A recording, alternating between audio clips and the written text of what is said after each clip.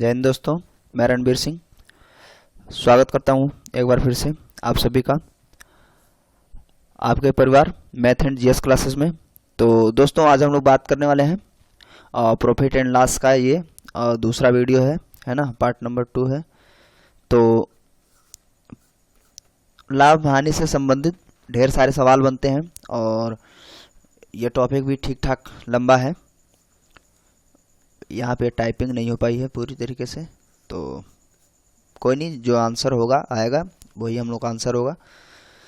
तो इससे पहले एक वीडियो प्रॉफिट एंड लॉस का पढ़ चुका है, जो 5 वीडियो थे, और यहाँ नंबरिंग 6 से है फिलहाल, 1 से 5 तक ऐसे हुआ करता है, कोई दिक्कत नहीं है। तो वीडियो शुरू करें उससे पहले अगर आप चैनल पर नए हैं तो प्लीज़ सब्सक्राइब कर लीजिए, नोटिफिकेशन बेल को ऑन कर लीजिए, ऑल पे क्लिक कर लीजिए, जिससे आपको समय समय पर नोटिफिकेशन मिलता रहे। और दोस्तों के साथ ज़्यादा से ज़्यादा शेयर कर दीजिए। तो बहुत ही आसानी से इसको हम लोग समझते हुए चलेंगे, इजी तरीके से, बेसिक तरीके से, और बहुत ही कम समय में आप इसको सॉल्व कर सकते हैं। तो देखते हैं क्या है। 20% के लाभ की प्रतिशतता विक्रय मूल्य के प्रतिशत के रूप में परिकलित करने पर होगी। देखिए यहाँ पे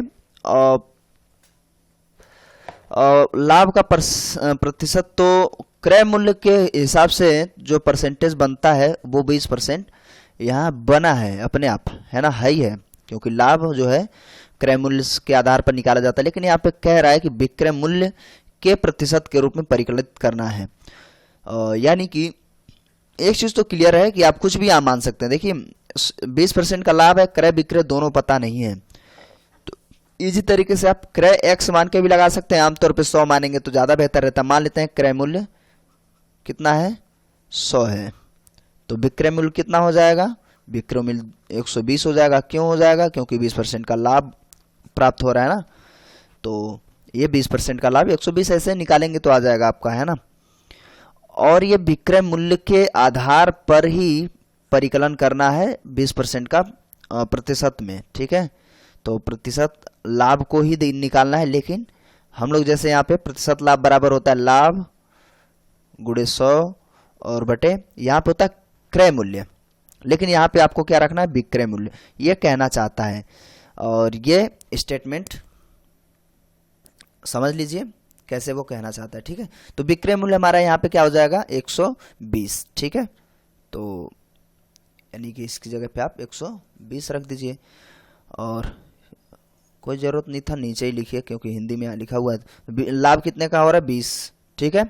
क्रय विक्रय माइनस करें तो 20 का ही लाभ होगा, गुणे 100 और बटे, अब हमें विक्रय मूल्य के रूप में इसको विक्रय मूल्य के प्रतिशत के रूप में परिकलित करना है, तो ये 120 यहाँ रखेंगे। अब इसको आप सॉल्व कर लीजिए, है ना। 20 संग 120, और इसको आप 2 तिया 6 50, यानी कि ये हो जाएगा 16 सही 2/3%। तो ये आपका आंसर हो जाएगा, ठीक है। और यहाँ पे ये टाइपिंग इतना नहीं हुआ था, कोई दिक्कत नहीं, आपका आंसर करेक्ट हो जाएगा 16 सही 2/3। बहुत इजी सा है, कुछ है नहीं इसमें, ठीक है। चलिए नेक्स्ट देखते हैं हम लोग। एक व्यक्ति ने 50 पेन 50 रुपये प्रति पेन की दर से खरीदे, अनंततर उसने 40 पेन 5% की हानि पर बेच दिए। अब वह अगर 10% कुल लाभ का आकांक्षी हो, यानी पूरे पर 10% का लाभ चाहता हो, तो उसे शेष पेन कितने प्रतिशत लाभ पर बेचने होंगे। और ये बहुत आसान है, एक समीकरण बनाइए और तुरंत सॉल्व हो जाएगा, बहुत कुछ नहीं है इसमें, है ना। और इसको कई तरीके से सॉल्व कर सकते हैं, बहुत बेसिक जाएंगे तो लंबा हो जाएगा, लेकिन हमें कम समय में सॉल्व करना है, तो इसको देखेंगे। देखिए क्या करना है, कुल पेन की संख्या क्या है, 50, 40 पेन वो 5% की हानि पर बेच दिया, और 50 पे उसे 10% का लाभ चाहिए। तो 10 पे वो कितने परसेंट, चूंकि 40% पेन पे उसे 40 पेन पे 5% की हानि हो गई है, तो बचे हुए 10 पेन पे वो कितना प्रतिशत लाभ कमाए कि टोटल पर उसे 10% का लाभ प्राप्त हो कुल पेन पर, ठीक है। तो इसके लिए आप समीकरण बनाइए। तो इसका समीकरण क्या होगा, देखिए यहाँ पे डायरेक्टली देखिए, उसके पास क्या है, कुल पेन कितने हैं, 50 पेन, तो 50 पेन पर उसे 10% का लाभ चाहिए। तो आप पूरी तरीके से वैल्यू रख दीजिए 10%, यानी 110/100, 10% का लाभ चाहिए। और उसे जो है 40 पेन पर 5% की हानि हो चुकी है, 40 पेन पर 5% की हानि हो गई है ना, तो 95/100, और प्लस बचे हुए 10 पेन पे वो कितने परसेंट का वो लाभ प्राप्त करेगा। देखिए यहाँ पे जो ये जो मान आया है, और ये आपका जैसे इसमें 100 प्लस या माइनस करके आ रहा है, तो ये भी यहाँ पे 100 प्लस करके ही आएगा, क्योंकि लाभ ही कमाना है तो प्लस में होगा, अगर हानि होती तो माइनस में होता। तो ये मान आएगा तो घबराइएगा नहीं। तो इसका हम मान लेते हैं कि इसका X% वो अधिक पे बेचेगा, ठीक है। तो ये समीकरण कंप्लीट हो गई है। फिर से देख लीजिए, 40 पेन पे उसे 5% की हानि हो गई है, तो 10 पेन पे वो X% का लाभ कमाएगा, और इस पूरी की वैल्यू 50% के पेन के 10% लाभ के बराबर हो जाएगा, ठीक है। तो बस अब आप इसको सॉल्व कर लीजिए, है ना। जैसे भी आप सॉल्व कर पाएँ जल्दी से, जितना जल्दी आप सॉल्व कर लेंगे उतना ही बेहतर रहेगा, है ना। तो इसको भी आप सॉल्व कर लीजिए। यहाँ पे 2, 5 और यहाँ पे कितना हो जाएगा, और 2 चक्कू 8, सॉरी 5 से कर रहा है ना, तो 5 से कम 5 और 5 से 15, सॉरी यहाँ पे क्या है 9 होगा, 5 ने 45, 19 है ना, 38 हो गया। 38 यहाँ 0 0 इसको भी काट दीजिए, प्लस X/10 यहाँ रखिए, ये हम बाद में सॉल्व कर लेंगे, इधर घटा दीजिए। तो 55 में से 38 घट जाएगा, कितना बच रहा है 17, और यहाँ X/10 है, और ये उधर चला जाएगा, तो X बराबर 170, ठीक है। यानी कि ये क्या है, ये प्लस करके आया है ना, तो आप 100 घटा लेंगे इसमें से, इसमें 100 प्लस करके ही मान आया है, तो यानी कि 70% का उसे लाभ होता है, ठीक है। कितने का, 70% का। या आप चाहें तो हम यहाँ पे आप X हम कह रहे थे तो भी कोई दिक्कत नहीं था, आप आमतौर पे यहाँ पे 100 प्लस X% कर सकते थे, तो भी वो मान यहाँ आ जाता, ठीक है। तो बस आप समझ गए होंगे।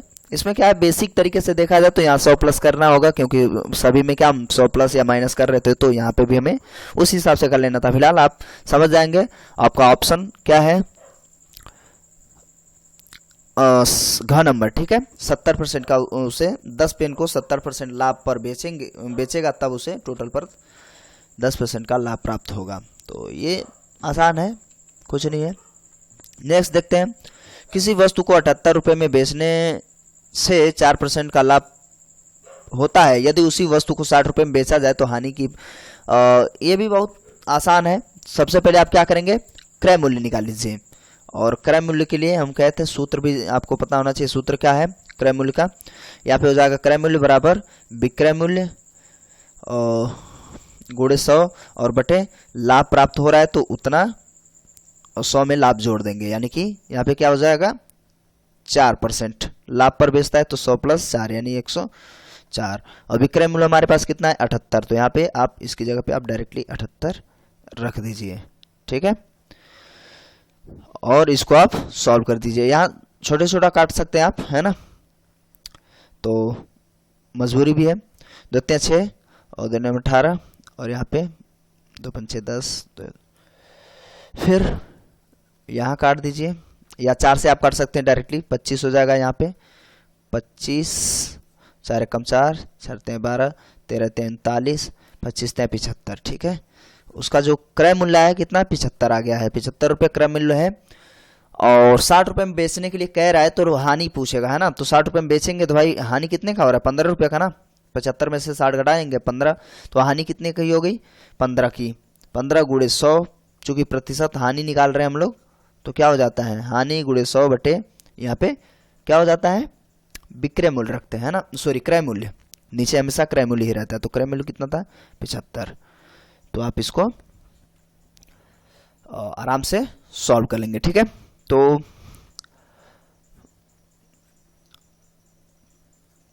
इसका टोटल कितना आ गया 20% की हानि हो गई है, ठीक है।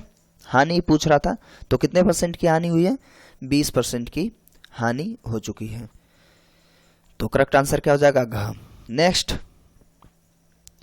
एक व्यक्ति ने 20 सेब 100 रुपए में बेचे हैं ना, रुपए 100 में बेचे हैं और 20% का लाभ प्राप्त किया, तदनुसार उसने 100 रुपए में कुल कितने सेब खरीदे? ऐसे वस्तु वाला है ना, तो इसको भी तरीके तो बहुत सारे हैं, हमें कोशिश करनी है कि कम समय में जल्दी सॉल्व कर लेना है। तो एक चीज तो क्लियर रखिए कि एक सेब का जो विक्रय मूल्य है वो कितना है वो देख लेना है। देखिए 100 रुपए में 20 सेब बेचता है, तो विक्रय मूल्य कितना हो जाएगा? 5 रुपए एक सेब का। ठीक है, तो इस तरीके से थोड़ा सा फायदा होगा। फिलहाल हम लोग आगे चलते हैं। 20% का लाभ प्राप्त होता है पूरे पर। ठीक है, तो 100 रुपए में कुल कितने सेब वो खरीदेगा वो पूछ रहा है ना। तो यहाँ पे आप क्या करेंगे? क्रय मूल्य निकालिए। क्रय मूल्य निकालेंगे आप, एक सेब का ही निकाल लीजिए, क्योंकि यहाँ पे विक्रय मूल्य एक सेब का निकल चुका है 5 रुपये, और यहाँ पे दोनों मामलों में 100 है, इसलिए हम एक सेब का निकाल रहे हैं। ठीक है, तो क्रय मूल्य बराबर होता है विक्रय मूल्य गुणे 100 और बटे परसेंटेज जो लाभ है 100 में जोड़ करके। ठीक है, तो आप इसको डिवाइड करेंगे, तो यहाँ पे 4 से 2 से करिए, 2 से 12 और 2 पंचे 10, 25 बटे 6, ये क्रय मूल्य आ गया। क्रय मूल्य एक सेब का कितना है? 25 बटे 6 रुपये, और विक्रय मूल्य कितने का है? विक्रय मूल्य 5 रुपये है। तो हमें बताना है कि 100 रुपये में कुल कितने सेब खरीदे जा सकते हैं। तो जिस प्रकार से बेचे गए सेबों की संख्या से भाग करके हम ये निकाल लेते हैं कितने रुपए का है, तो उसी हिसाब से हम 20 पंचे 100 भी तो कर सकते हैं, है ना। तो वही काम करना, हमें 100 रुपये में कितने सेब खरीदे जा सकते हैं वो बताना है। और एक सेब का कितना मूल्य है? 25 बटे 6 रुपये। तो हमें पता चल जाएगा कि इसमें कितने सेब हो जाएंगे 100 रुपये में, है ना। यहाँ समझ लीजिए फिर से क्या है, 100 रुपये में कुल कितने सेब हमें चाहिए, और चूंकि पता है एक सेब का क्रय मूल्य यानी कि जितने में खरीदा जाएगा वो मूल्य पता है, तो हम पता लगा लेंगे कि हमारे पास जितने रुपए हैं उसमें कुल कितना सामान मिल सकता है या कितने सेब मिल सकते हैं ना। तो इस हिसाब से आप इसको डिवाइड कर लीजिए, और 4 संग 24 यानी कि टोटल जो सेबों की संख्या हो जाएगी 24। ठीक है, ये बेसिक है, बेसिक तरीके से भी बहुत कम समय में आप इसको लगा सकते हैं। तो नेक्स्ट देखते हैं हम लोग, एक वस्तु 20% के लाभ पर 300 रुपये में बेची गई है। फिर से 300 में विक्रय मूल्य कितने का है? कितना है? 300 रुपये है। लाभ कितना मिल रहा है? 20%। यदि वह 235, यानी कि ये भी पिछले सवाल जैसा है, मतलब पिछला सवाल यानी कि ऐसे 1 से 2 शायद 2 सवाल थे ऐसे, है ना। तो फिर आप हानि परसेंट आप बता पाएंगे। आपको सिर्फ और सिर्फ क्या करना है? क्रय मूल्य निकाल लेना है। क्रय मूल्य आप निकाल लेंगे। क्रय मूल्य बराबर क्या होता है? विक्रय मूल्य गुणे 100 बटे यहाँ पे कितना लाभ उसे प्राप्त हो रहा है। तो इससे आप आराम से फाइंड कर सकते हैं। 0 से 0 काट दीजिए, 3 चक्कू 12 हो जाएगा। यहाँ पे देखिए 10 बचा हुआ है, इसको भूलेंगे नहीं आप, है ना। और 25 चक्कू 100 यानी कि 250 क्या हो गया? क्रय मूल्य। 250 रुपये क्रय मूल्य हो गया, और 235 में बेचने के लिए कह रहा है तो नुकसान तो होगा ही ना, है ना। तो कितने का नुकसान हो गया? 15 रुपये का। जब 15 रुपये का नुकसान हो गया तो उसका हम हानि परसेंट निकाल लेंगे। 15 गुणे 100 बटे विक्रय मूल्य कितने में था, सॉरी क्रय मूल्य कितने में था? 250 में। तो बस निकल जाएगा इसका, सॉरी इसको आप डिवाइड कर दीजिए। 5 दूनी 10, 5 तें 15, 2 दूनी 4। ठीक है, तो इसका जो हानि परसेंट है 6%। ठीक है, तो ये भी घ है। तो कितना इजी है आप देख पा रहे हैं। और आगे परसेंट लाभ हानि के ही सवाल आपको मिलेंगे जो बेहतरीन होंगे। ठीक है, ये सवाल जो है इसमें से बेसिक से ही थे। तो समझ में आया होगा, मुझे उम्मीद है। कैसा लगा वीडियो आप कमेंट करके ज़रूर बताएंगे। दोस्तों के साथ ज़्यादा से ज़्यादा शेयर करना बिल्कुल ना भूलें। और अभी भी आपने चैनल को सब्सक्राइब नहीं किया है तो प्लीज़ सब्सक्राइब कर लीजिए, नोटिफिकेशन बेल को ऑन कर लीजिए, ऑल पे क्लिक कर लीजिएगा, जिससे आपको नोटिफिकेशन मिलता रहेगा। तो मिलते हैं अगले वीडियो में, तब तक के लिए नमस्कार, जय हिंद, जय भारत।